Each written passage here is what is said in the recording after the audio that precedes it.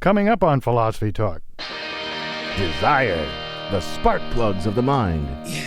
The first step to understanding your desires is to ask yourself why. Why do I want that? Once you're aware of it, it becomes really disturbing.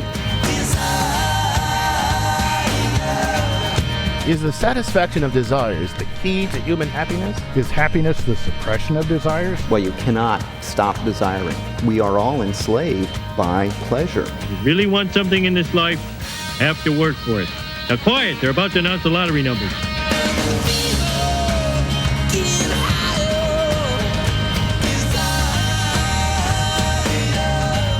Our guest is William Irvine, author of On Desire, Why We Want What We Want. Recorded in front of a live audience at the Illahee Institute in Portland, Oregon. Desire, coming up on Philosophy Talk. After the news.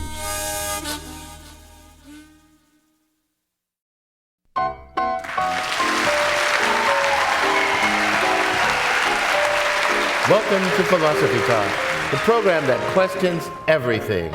Accept your intelligence. I'm John Perry. And I'm Ken Taylor. Today, Philosophy Talk is on the road. We're here in front of a live audience at the First Congregational Church in Portland, Oregon. Today's program is part of the Illahee Lecture Series. And we're very pleased to meet some of our listeners here in Portland. Welcome, everyone, to Philosophy Talk.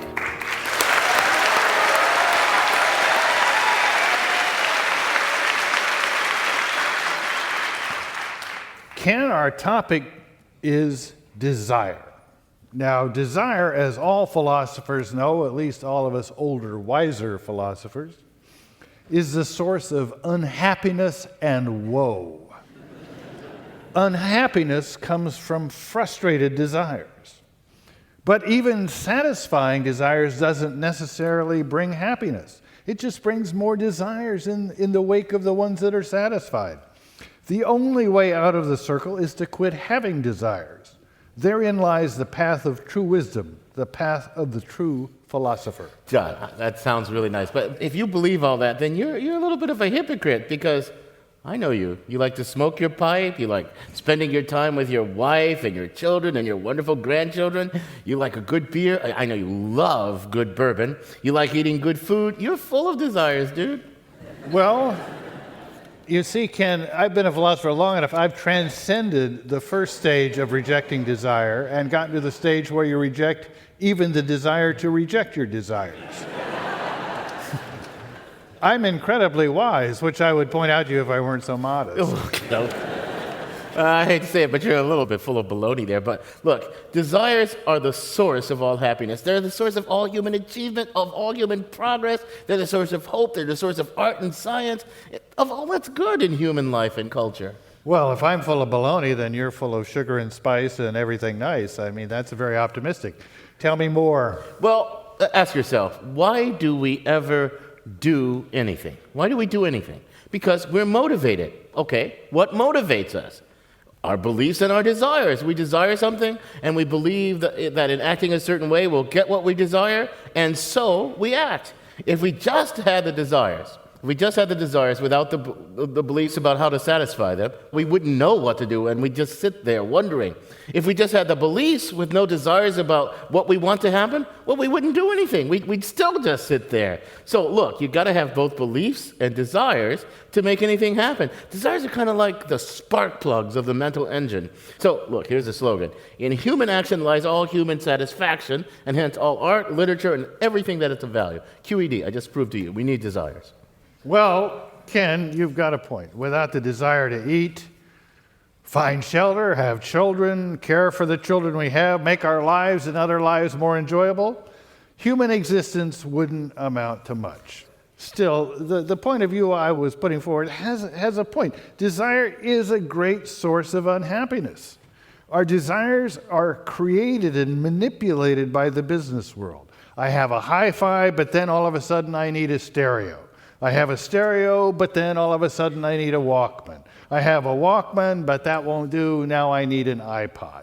Perhaps there's a core of desires necessary for happiness, But then there's these layers and layers of manufactured, artificial, vain desires that really just make us miserable. Surely you admit that. Well, I admit to you that sometimes desire can be excessive. You've got a point there, but even so, some of the desires that, say, frustrate us and make us unhappy, they turn out to be good things, too. I mean, imagine I'm in the grip of a philosophical conundrum. You know, I'm miserable. I'm thinking about it day and night. I can't figure it out. It keeps me awake at night. I start writing stuff about it, and I just delete it all, and for a while I'm getting nowhere, but I keep going because I desire to solve this thing, and I don't solve it, but I get somewhere. So even the frustrated desire does some good, gets me somewhere. Well, the whole topic is starting to frustrate me. Luckily, we have an expert who's thought deeply about desire and happiness. He's here to help us think through the nature of desire. He's also going to bring us up to date about the science of desire, and then he's going to help us tell the good desires from the bad ones. That would be William Irvine. He's the author of Undesire, Why We Want, What We Want. He'll join the discussion in a moment. But first, our roving philosophical reporter, Julie Napolin, wondered about the psychological basis of our desires, and she files this report. Nowadays, everybody's got to go to shrinks and counselors and go on Sally Jesse Raphael and talk about their problems. On the hit TV show The Sopranos, a series of panic attacks sends the skeptical mob boss to a psychotherapist. Whatever happened to Gary Cooper, the strong, silent type? He wasn't in touch with his feelings. He just did what he had to do. See, what they didn't know was once they got Gary Cooper in touch with his feelings, that they wouldn't be able to shut him up. And then it's dysfunction this, and dysfunction that, and dysfunction malfungo. Psychoanalysis and psychoanalytic therapy is, perhaps at times it's been caricatured as self-involved and self-indulgent, but it is not in any way like that. Dr. Peter Armstrong is a clinical psychologist and practicing psychoanalyst in Portland, Oregon. He says that psychoanalytic therapy, the kind of treatment Tony Soprano undergoes, is different from other kinds of counseling. Psychoanalysis is a theory and a therapy and a way of researching the human mind that's been around for 100 years, since Freud. It is focused on the unconscious, what is out of our awareness and what we keep out of our awareness. For psychoanalysts like Dr. Armstrong, people don't only need to talk about their emotions, sort out problems, and get advice. They need to stop repressing their true desires. In many cases, we inhibit our desires because something inside of us, something in our past development tells us they're wrong. A person comes to me and tells me that they've lived many years in a passionless marriage. And the contemporary idea of the day is that I just need to learn to accept that. And as an analyst, I find that very disturbing. Why would you accept it? Why is wishing for a marriage with passion, why is that unacceptable? What's in the way of that? Therapy can answer that question, helping you to realize the inner conflicts that prevent you from desiring without guilt and anxiety. My main interest is that a person in analytic therapy discover for themselves what they want to do. I think that we all need to have a value system about what those rights and wrongs are, but the therapy is to help you sort that out so that you don't inhibit the desire without a clear understanding of what it is. Ultimately, psychoanalysis is not about getting rid of desire. I always have the idea that when you've fully satisfied all your desires, you must be dead. Rather than getting rid of desire, Dr. Armstrong wants to help people admit to themselves what they really want so they can feel less conflicted. As an analyst, I'm less interested in freeing someone of desire than I am of letting them be free to desire. Removing those inhibitions doesn't mean that we get everything we want. Part of psychoanalysis is learning how to deal with the world more realistically, and that means accepting disappointment. I am pretty sure that no analytic therapist would promise happiness as a goal. And in fact, Freud said that he offered a person to take away their hysterical misery and replace it with common unhappiness. For Philosophy Talk, I'm Julie Napolin. You're listening to Philosophy Talk. We're being recorded in front of a live audience in Portland, Oregon, as part of the Illahee Lecture Series. I'm John Perry, and with me is Ken Taylor. And we're joined now by William Irvine. He's a professor of philosophy at Wright State University. And he's the author of a very interesting book, Undesire, Why We Want What We Want. Bill, welcome to Philosophy Talk. Thank you very much for inviting me to be here. Bill, I mean, why the big interest in desire? Lots of unfulfilled desires in your life. You get a good grade on a desire term paper early on. I mean, how did this come about? I suppose it started in high school when I, for whatever reason, read Walden by Henry David Thoreau. And it planted a voice in my head that's been talking to me ever since that suggests that perhaps the simpler way is the better way in life. Then, late in my career as a philosopher, I took up a kind of a low-grade interest in Zen Buddhism. And of course, they talk about trying to master your desires. And then I started dipping into desire and looking into the psychology of desire. And it turned out it was truly fascinating, and I learned a lot about why it is I want the things that I want, and I found it was very disturbing why I want those things as well. Well, since we're philosophers, let's start with a little conceptual geography. Desire is a very broad term for any kind of pro-attitude. There are urges, yens, whims, wants, needs, goals, obsessions, all count as desires. Are all desires created equal? What are the important ones? What are the important distinctions that we should make? Most of your desires are what I call instrumental.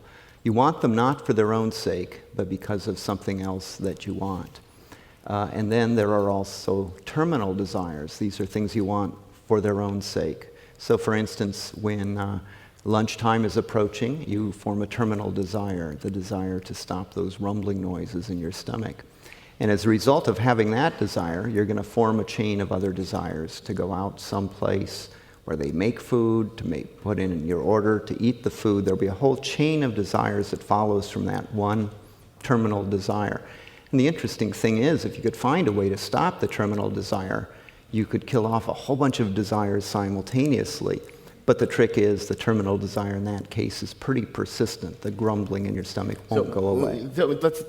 I'd like some examples. So some young man wants to grow up and be famous.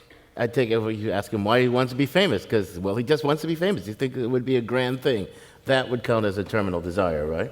Well, no, I would have to go on to ask him why he wants to be famous. He thinks it would be fun. He thinks it would be fun because the interesting thing is Fame is cool. Well, I have students who tell me the kind of car they want, and I say why, and it just stops them in their tracks, you know. Who is this old guy who's asking such a silly question? The first step to understanding your desires is to ask yourself why questions. When you find a desire present in you, ask yourself why. Why do I want that? And it's the first step in a process of self-discovery, because you'll be absolutely astonished where the chain leads you. And then you figure out the real reason you want something is nothing like you would imagine. Are you imagining, so I asked this young man who wants to be famous, why do you want to be famous? And he says, if his answer is he just wants to be cool, it would give him pleasure. Does that make it terminal? No, I would try to probe deeper. Now, sometimes somebody will dig in his heels at that point and just say it's going to be cool. But usually he wants recognition. He wants fame. He wants admiration. Well, why does he want admiration? It feels good. So you think that we stop in things, we want things, the terminal desires are the desires to feel good? Feel good. And what feels good, unfortunately, is programmed into us.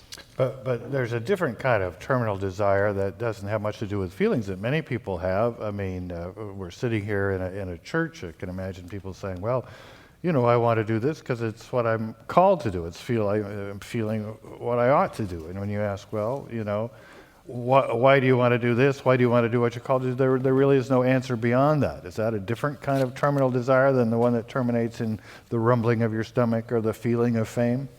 Yeah, we have two different. Another way to divide desires is on their source. So some of our desires are formed by your intellect, your reason, and others are formed by your emotion, your passions. And the curious thing is the passions seem to win. Whenever there's a debate between the emotions and the intellect, the passions seem to win. whenever there's a debate between your emotions and the intellect, the passion seems to win. That's a challenging thought. I don't think I believe that. But we'll take this up because I know you want to answer that challenge. This is a special edition of Philosophy Talk, coming to you from Portland, Oregon as part of the Illahee Lecture Series. We're talking with William Irvine, author of Undesire, Why We Want What We Want. We've been talking about the nature of desire and the differences between instrumental desires and desires that are the end in themselves, the ultimate goal. Next, we'll look at what science has to tell us about the subject of desire. What about you? Do you have too many desires, too few desires? Have you ever satisfied a big, long-standing desire and then been disappointed with the results? Our audience will share their stories with us when we return. The Science of Desires, along with questions from our live audience when Philosophy Talk continues.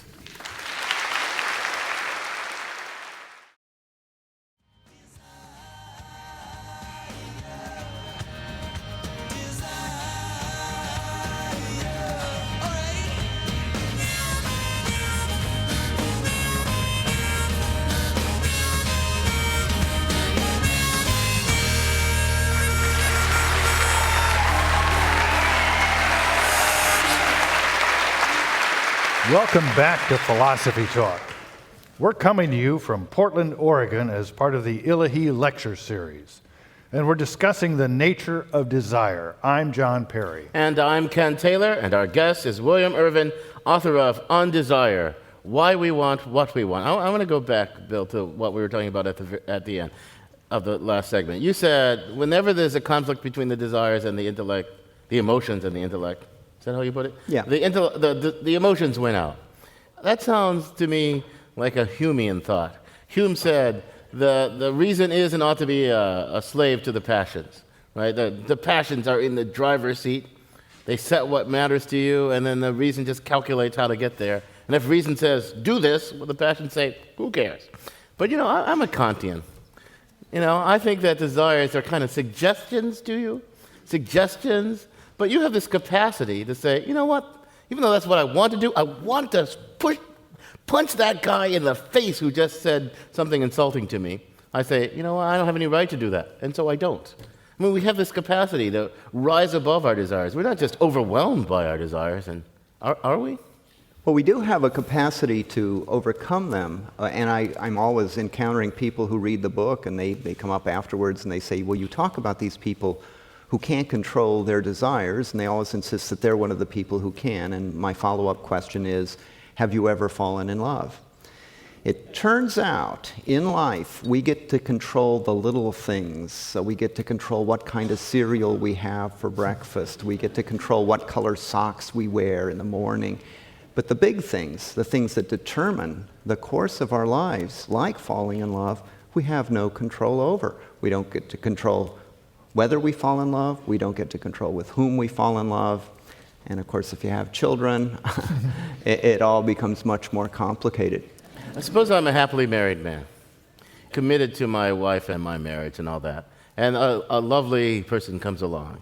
And I could see, oh, God, what a great life that would be, But you know what? I think about these commitments, and I weigh how much they matter to me. And I say, nope, as much as I desire to sleep with you now or whatever. I mean, do you think we're just a bundle of desires? Is the self just a bundle of competing desires, and there's nothing above and beyond the desires?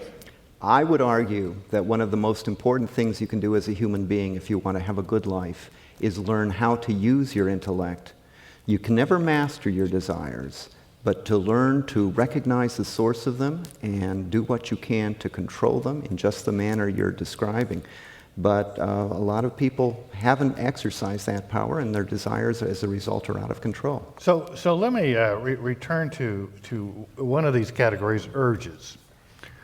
Maybe I have a lot of urges, and that's why it puzzles me. But let's suppose you're reading your email and you get a piece of spam, and the spam says, push this link, and you can see a picture of the man with the world's longest ear hairs. Right? He's just set the Guinness Book of World's Record. He has, 12 feet of ear hair. And I will find, I must admit, a sudden urge to see this. I mean, and if you ask me why, I would say, I don't know. I mean, it's not really curiosity. It's not, I mean, I guess in a way it is, but it's not something I've been dying to see or know about. And these kind of urges, play a big role in our life. Now, what do they have to do with this completely different sort of desire, the long-term goal? To be a doctor or to love a certain woman or something like that. Yeah, first of all, I too would click on the link. I would want to see that. The interesting thing about long-term projects and long-term goals is you have to live through so much short-term to get there. And that's the drawback. And every day, if you start listening, I told you, one of the things you need to do is ask why. When you find yourself desiring, ask why you desire it. But another thing I would encourage you to do if you want some insight into this is listen to the voices that are all through the day making suggestions for what you can do. It's after dinner, you're full, you're lying there, and suddenly you'll hear that voice that says, "Wouldn't a bowl of ice cream be nice?" And those voices give rise to the urges, and part of the issue in life is to recognize those voices and try to overcome them. You're listening to Philosophy Talk. We're talking about desire with William Irvine, author of Undesire, Why We Want What We Want. We're here in Portland, Oregon as part of the Illahee Lecture Series, and we've got lots of questions from our live audience, starting with this gentleman here. Welcome to Philosophy Talk, sir. Thank you. My name's Sean. I'm a student here at Portland State University Philosophy Department, and I heard a quote at one point that was, seduction is not about making someone desire something they don't, but about giving them the nudge to something they already desire. In that way, do you think that we are all sitting around waiting to be seduced to follow the desires we already have hidden inside of us? Wow, that's deep. Go ahead, William. Yeah, if people didn't seek social status, most of their material desires would evaporate. I have a chapter in the book on eccentrics, social eccentrics, and these are people whose one big insight in life is the realization that you can become incredibly happy if you're willing to accept crazy as your nickname. Now, it's not a bad thing, is it? You don't think it's a bad thing that we care about what other people think of us? Do you think it's a bad thing that we care about what other people think of us? I mean, the fact that I care about what other people think of me, helps me, be a good teacher. It helps me be a good husband. It helps me be a good citizen of this country. It helps me in the new era, it will help Americans be good citizens of the world. Instead of in the old era, we were terrible citizens of the world, right? So isn't it important? I mean, it's not a bad thing that we're attuned to what other people think and we desire their good opinion, is it? It's actually curious. If we wanted them to think well of us, maybe you could understand that. But in many cases, what we really seek is their envy. We want them to look at our possessions and want those possessions in the worst way.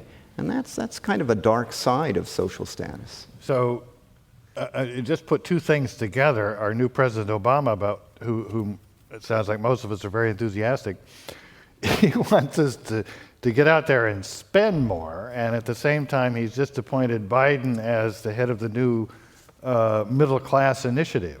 So he sees the connection. Let's get everybody worried about status, moving on up to the middle class, and they'll spend more. Aren't you, as a philosopher, undermining the future of American civilization with this anti-desire, anti-status agenda? Yes, and I expect to be handed the hemlock any day now. But the interesting thing is, if you look around the world, there is a very, very loose connection between material affluence and happiness. The idea that we need to spend more, I mean, it'll keep the economy going. That's absolutely true. Will it make us happier? That's not likely. If you have access to the journals written by your great-great-grandparents, take a look. Those people had nothing. They didn't even have the internet. And yet, they seemed happy. So it's a curious So thing. that takes us to the question about where these desires come from. You and John both talked about being exposed to this internet tease, and suddenly you have a desire. It's like the world assaulted us in a way, and now we desire something. And I mean, in general, your book is about why we desire what we desire. Where do these desires come from? And in your book, you have a nice chapter or two on the science of desire. So briefly, what has science told us, and more important, I suppose, told the people that give us advertisements about desires? It turns out you have multiple sources of desire within you. And there are the classic example, the neatest single illustration of this that I'm aware of. These are people who have the two hemispheres of their brain cannot communicate with each other. And so you have this strange split personality that arises, where one side of the brain wants to do one thing, the other side wants to do something else. So you'll actually have people who have this condition. One side of their brain wants to smoke a cigarette, the other side will be trying to knock the cigarette out of their hand. We have multiple sources of desire, and they work at the subconscious level, and then we are left to deal with those conflicting desires they produce. You said we have multiple sources of desires within us, right? But what within you and John caused you to have this urge to click on this link to see the longest mohair in the world? I mean, doesn't the world just sort of assault you with desires in some way? I mean, it doesn't all just come from you, does it? Well, the world has ways of the environment triggers the desires. The desires seem to be there, and it's very complicated. There are multiple centers, and they all work at the subconscious level. They pop a desire into our brain, at which point typically we take ownership of it. But we should be very suspicious of that process. You know the case of the people with the split brains, I think we're all more like that than it seems. I mean, I remember once being angry in a department meeting, and Oh, really? yes, and I was saying things, they weren't so terrible, but I was thinking totally different things, like, shut up,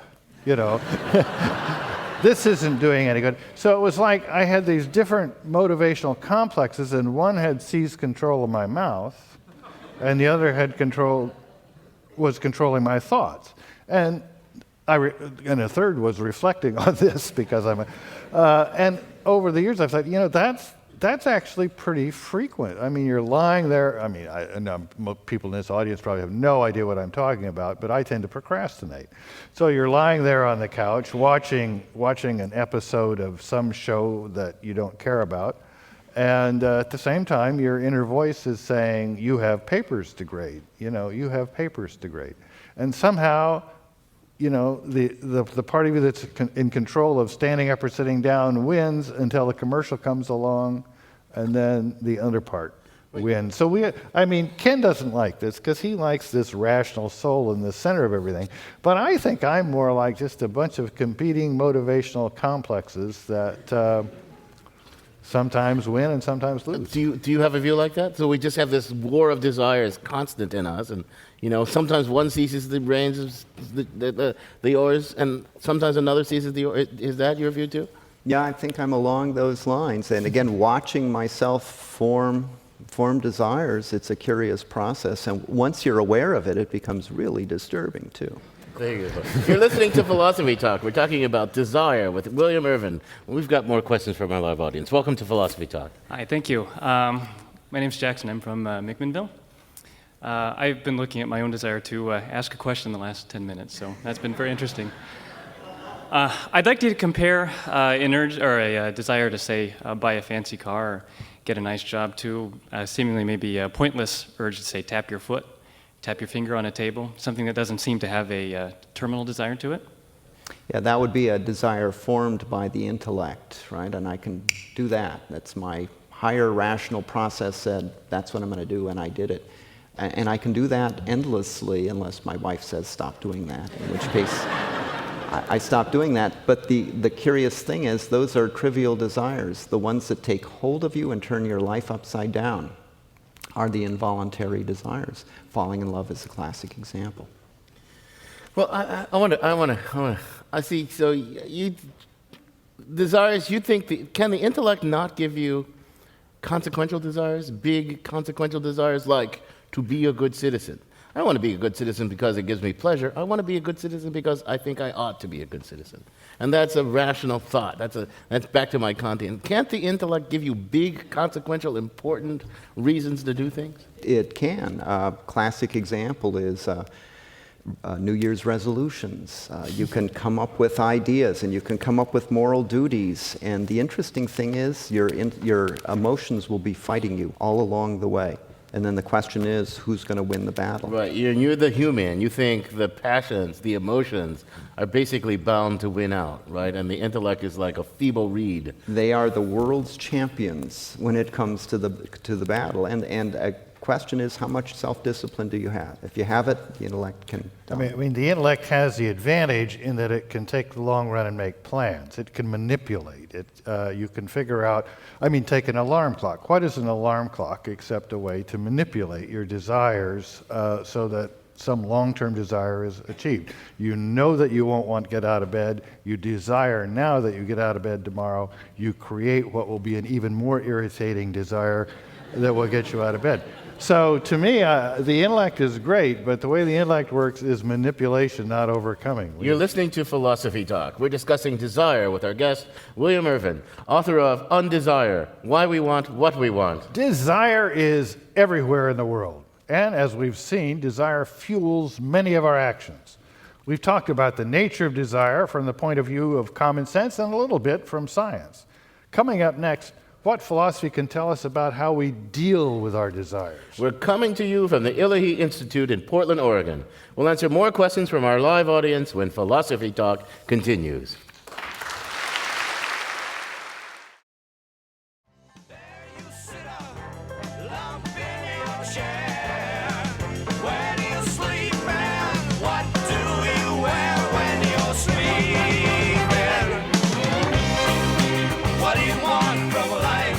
And we're back in Portland, Oregon at the Illahee Series.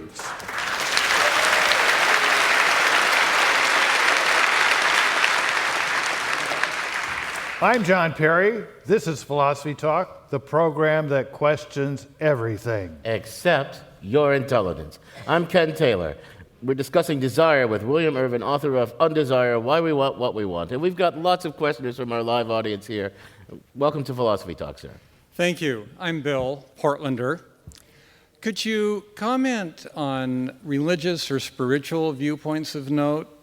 You were discussing very shortly whether desires are desirable, and there was a reference to Zen Buddhism. My perception is that Buddhism, pursues sort of the absence of desire.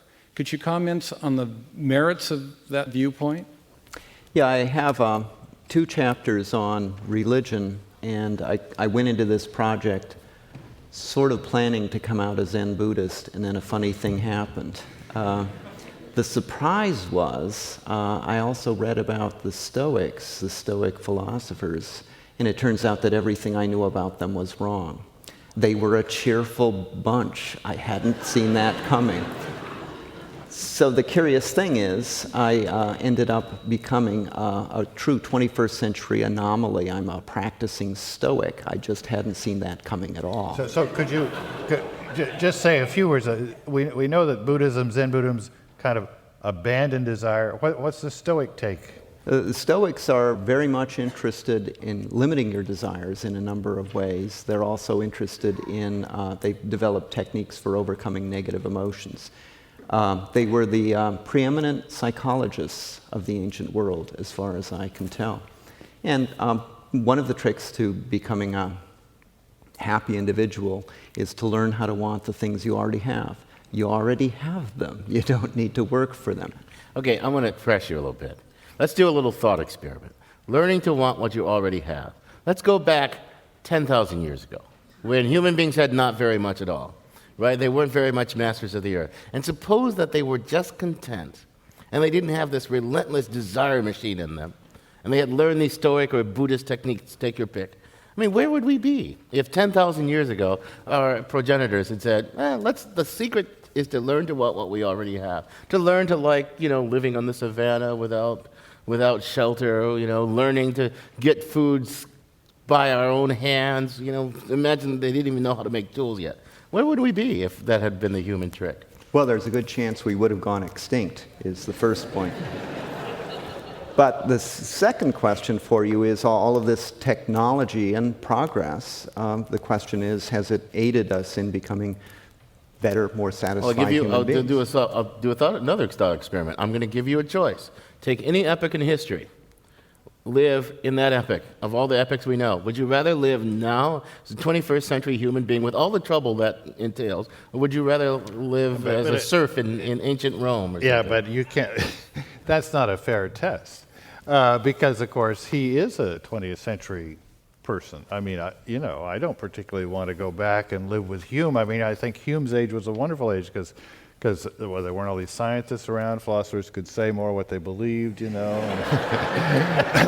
Mathematical logic hadn't been invented, and you didn't have all these bright graduate students spewing formulas at you.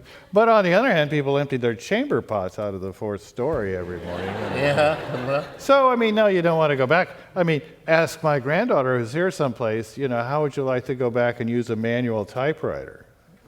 I went through using it. It was just fine. I mean, happiness isn't a matter of would you rather live back then, but how did they feel about it then, and how do we feel about it now? I'll let you answer his question. Then we'll let some more listeners in. Well, here's the interesting twist on this. Your great-grandchildren are going to look back at you and say, the poor guy. I know. And they're going to list all the things that you don't have, and I can't tell you what they are because they haven't been invented yet.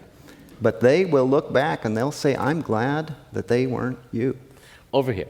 Welcome to Philosophy Talk. Thank you.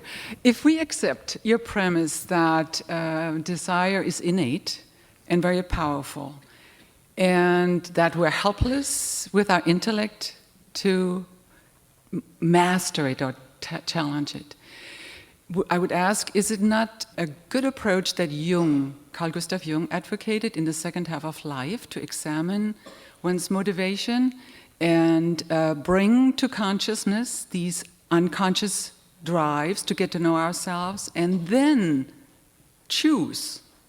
I think that's wonderful advice. In the first half of your life, usually you have too much going on and you take your desires for granted. Second half of your life, it's a wonderful time to start rethinking the whole issue. And like I say, become a self-observer. Watch the way one desire gives rise to another desire. Trace your desires back and try to figure out where they came from. And don't trust your desires, Our desires pop into our heads and we take ownership of them. You should be very suspicious when a desire pops into your head. Where did it come from? Do I really want it as a house guest?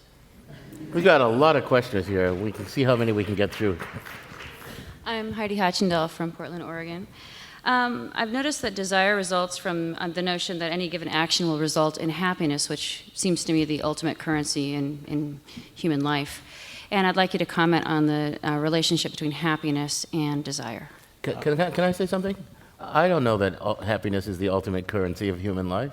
I mean, if I live my life engaged with others, giving something to my community, even if by doing that I sacrifice all this other stuff, it seems to me I've lived a good life. I mean, a well-lived life, you could define happiness as a well-lived life, but if you define it in terms of desire satisfaction and maximum of pleasure, I don't think I'd agree that happiness understood that way is the currency of human life. But there's still the question between satisfaction of desire and happiness. Right.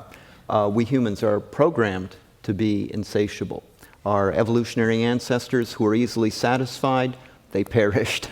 And unfortunately, we've inherited their genes. The trick is how to overcome that level of insatiability. What can you do? Number one, well, you cannot stop desiring. You wouldn't want to. You'd be a depressed individual. Either that or a very enlightened individual. It's hard to distinguish between those two. So the trick, again, is how can you be happy with the things you already have? Let me ask you a question. You say, how can you be happy with the things you already have? Suppose I was a slave in the antebellum South. Would you give me that advice to be happy with the things I already have? Stoic philosopher Epictetus was a slave and found a way to make it work. Now, to say you should be not satisfied with your condition. But yet, what you've got is what you've got. And you can spend your life dissatisfied with what you've got, seeking something more. Compare the following life. Compare the slave who says, okay, this is what I already have, and it's futile to wish for more, with the slave who says, I know I'm never going to escape, but I will not let my enslaver set the terms for me. I will resist, even if it means dying, even if it means being miserable because I long to escape and I never will escape. Which is better? Which is a preferable life? The slave who says, all right, or the slave who says, even though I'm never going to get it, I resist?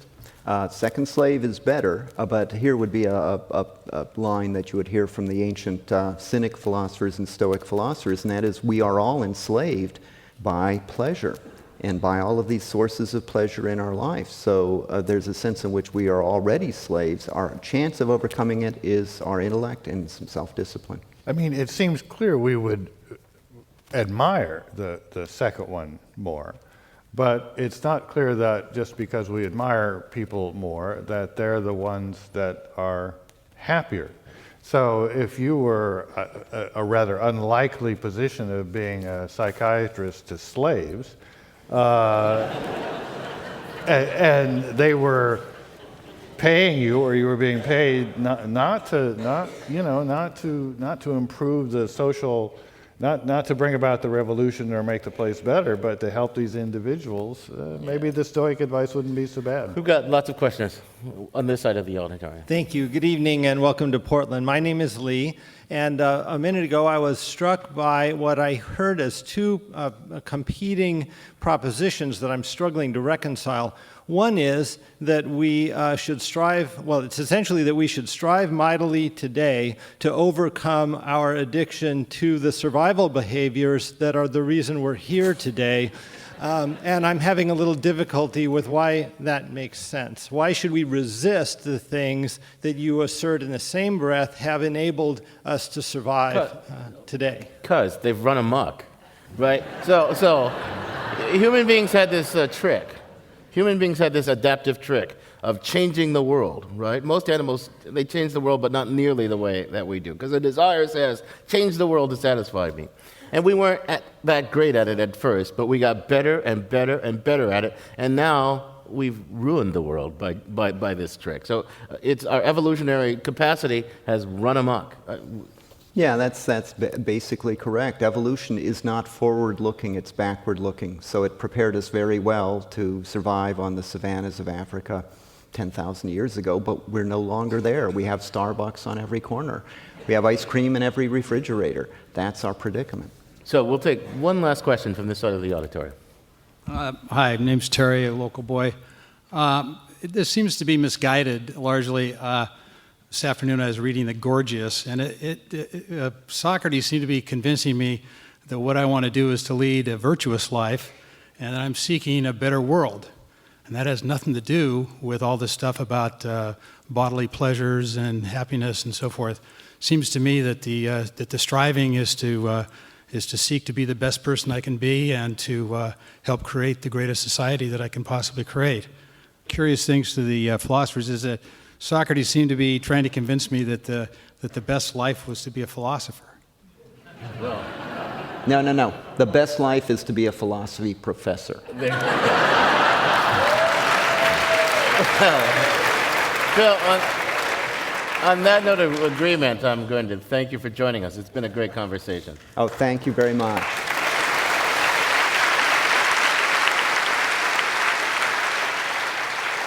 Our guest has been William Irvine. He's professor of philosophy at Wright State University. He's author of two very fine books on this topic. The first is On Desire, Why We Want What We Want. And the second, the new book, is called A Guide to the Good Life, The Ancient Art of Stoic Joy. We also want to thank everyone in our live audience for participating in the program. Give yourselves a big round of applause.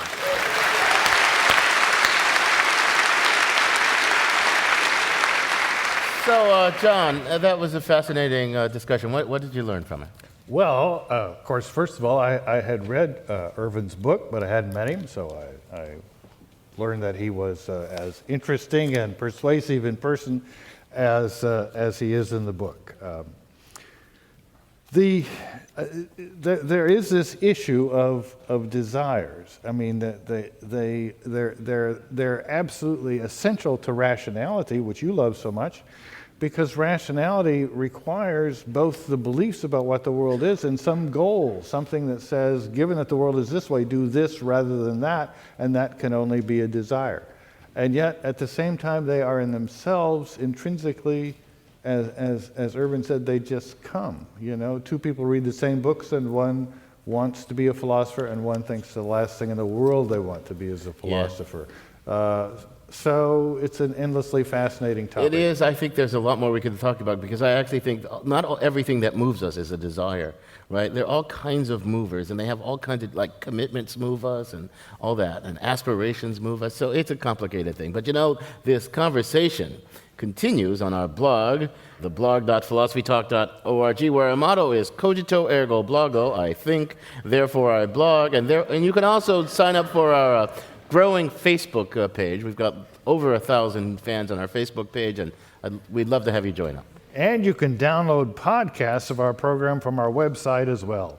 Go to our website, look at those podcasts, and you'll just really want to press that link and spend a couple of bucks on a podcast. You'll form that desire. For the final word, we're going to turn to the man with a distinct desire for speed. Ian Scholes, the 60-second philosopher. Ian Scholes, a recent article in the Sunday New York Times Magazine, What Do Women Want, by Daniel Bergner, has attracted a lot of attention. It focuses on the work of Meredith Chivers, a psychology professor at Queen's University in Ontario. She took some men and women, wired their genitalia to measure arousal on a plethysmograph, and showed them footage of bonobos, a species of ape, as they mated, plus clips of heterosexual sex, male and female homosexual sex, a man masturbating, a woman masturbating, a chiseled man walking naked on a beach, and a well-toned woman doing calisthenics in the nude. One finding, heterosexual women said they were more aroused by the heterosexual sex footage than the machine said they actually were. And where have I heard that before? But also, women were measurably aroused by the ape sex footage while men were left cold. What could that possibly mean? The hesitant hypothesis is that women are much more attuned to a wider variety of visual stimuli than men, which I find easy to believe on one level, given the popularity of porn with men, and not so much with women, hard to believe on another level. Maybe it's just because most porn is boring and predictable. Guys like that. But that's probably because sex is not generally a threat to men. Women perhaps need to be aware of all possibilities, just as a defense mechanism. On the other hand, perhaps the research itself is flawed. Search your own sexual nature to speak to this, but if you have some kind of monitoring device on your private parts, and you're being observed by scientists, well, that sure sounds like a pornographic scenario to me. Maybe you like to be watched. Maybe you like to be punished. Maybe you like to reward authority figures like a good little schoolgirl or schoolboy. Maybe you'll be spanked or rewarded for the right behavior. We all have our little hankerings, though sometimes they get too large to control. Jeffrey Dahmer, convicted of killing 15 boys, confessed during his trial of attempting trepanation on some of his victims. It is a kind of amateur lobotomy in an attempt to create zombies, a being without volition or will. Why? He said he couldn't stand the idea of somebody leaving him. Oh, we can all relate to that, except the victims' families, of course, and the victims. Here's what Robert Frost had to say about all this. Some say the world will end in fire, some say in ice. From what I've tasted of desire, I hold with those who favor fire. But if it had perished twice, I think I know enough of hate to know that for destruction, ice is also great and would suffice. The fire of desire melts ice of reason, and ice of reason quenches the flames of desire. Freud said a child would destroy the world if he had the power. Big Joe Williams said, baby, please don't go, baby, please don't go, baby, please don't go down to New Orleans because I love you so, baby, please don't go. Between the blues and psychopathic behavior falls the shadow of desire. I gotta go.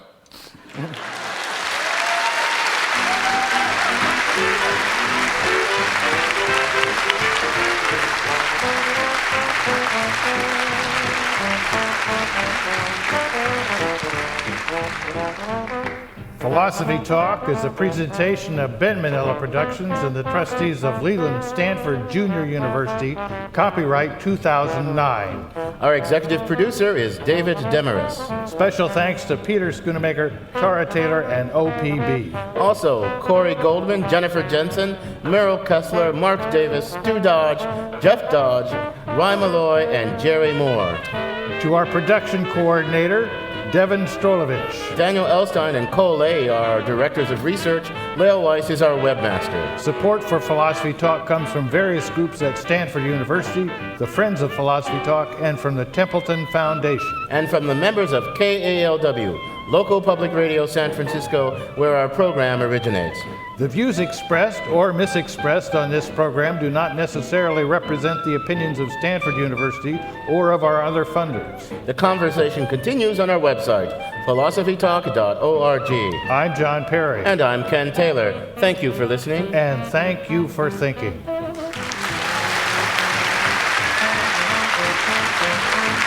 Thank you.